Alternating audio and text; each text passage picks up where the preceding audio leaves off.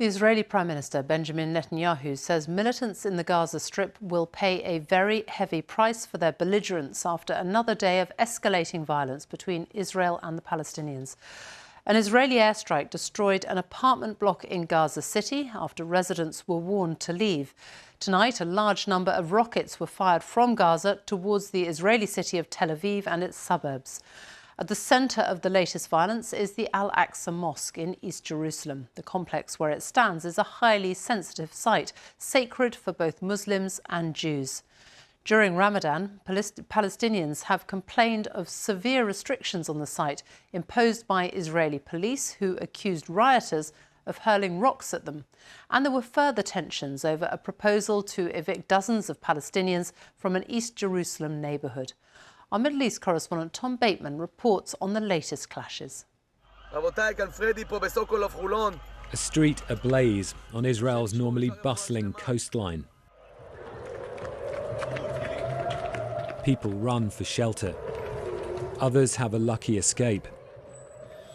But in a nearby suburb, a woman was killed as a building took a direct hit. In a single barrage, militants fired 130 rockets from Gaza deep into Israel. A clear sign both sides were into a round of steep escalation.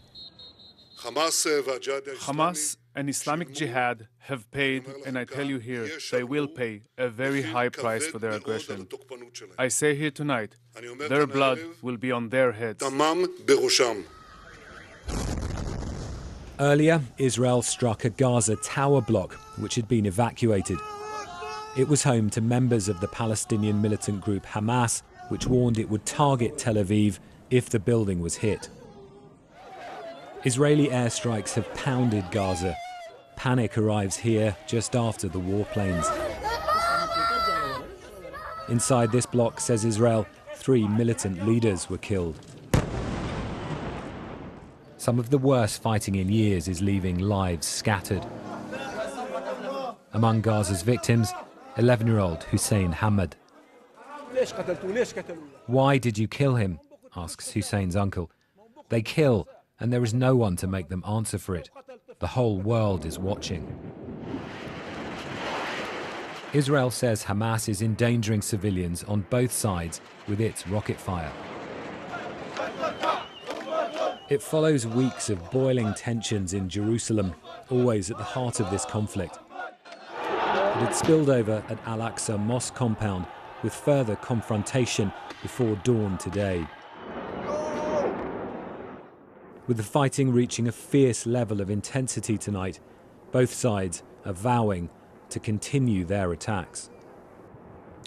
Well, tonight the casualty figures on both sides have continued to grow, but it is also the scale of firepower used by militants in the Gaza Strip in a single round reaching deep into the heart of Israel that makes that one of the biggest episodes between the two sides in recent memory. It looks for now like only escalation is possible despite the repeated international calls for calm. Tom Bateman, thank you.